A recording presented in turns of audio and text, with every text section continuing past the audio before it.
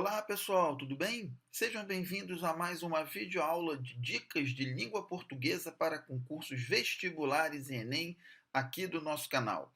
Na videoaula de hoje nós vamos falar um pouquinho sobre os fatores de próclise, né? Esse nome bonitinho aí, né? Próclise, né? Que serve para indicar as situações em que nós temos de colocar um pronome oblíquo átono antes do verbo, ou seja, na frente do verbo. Então, uma dica voltada para a questão da colocação pronominal.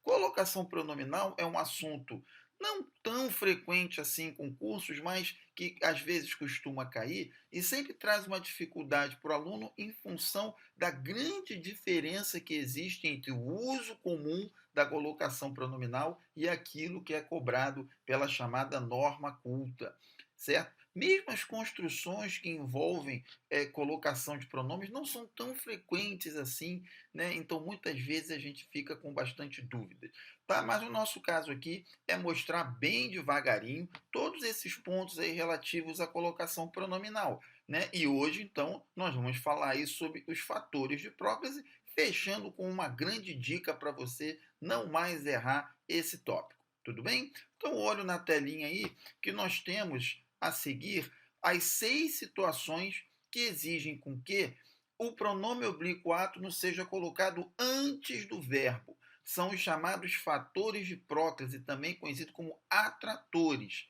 ok? Essas partículas, então, atraem o pronome para a frente do verbo. Quer dizer, então, que sempre que há um fator de próclise, essa vai ser a colocação preferida, ok? Ou seja, tendo algo que obrigue a colocação do pronome na frente do verbo, a próclise, né, nesse caso, vai ter então de ser seguido. Então, isso vai acontecer quando houver na frase advérbios. Veja que aqui eu tenho o advérbio agora, e aí ó, puxou esse pronomezinho aqui para frente do verbo dispor. Então ficou agora se dispõem a ajudar, ok? O pronome não poderia estar colocado após o verbo, na chamada posição enclítica, tá? Porque existe o atrator.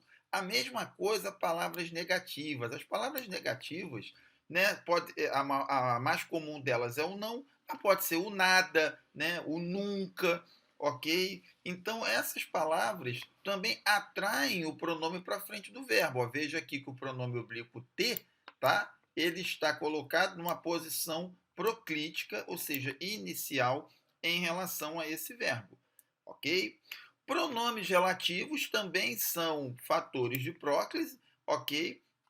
Vejam aqui que eu tenho um pronome relativo que atrai esse pronome ser aqui para a frente do verbo considerar, certo?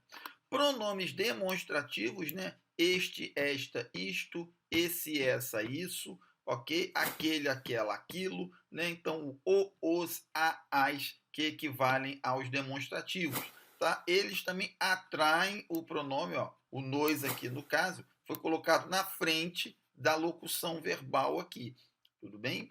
Pronomes indefinidos, né? Poucos, muitos, tudo, nada, tá? Também são fatores de próclise, puxam aqui o pronome para frente, ó, o lezinho colocado aqui, ó, na frente do verbo dar.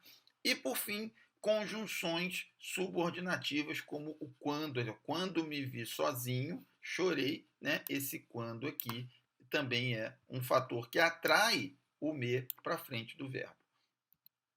A nossa dica, então, é a seguinte, pessoal: procurem sempre prestar atenção nos fatores de próclise, porque a próclise é a colocação pronominal preferida no português do Brasil. Isso quer dizer que, havendo algo que obrigue a próclise, ela é preferível à ênclise e à mesóclise.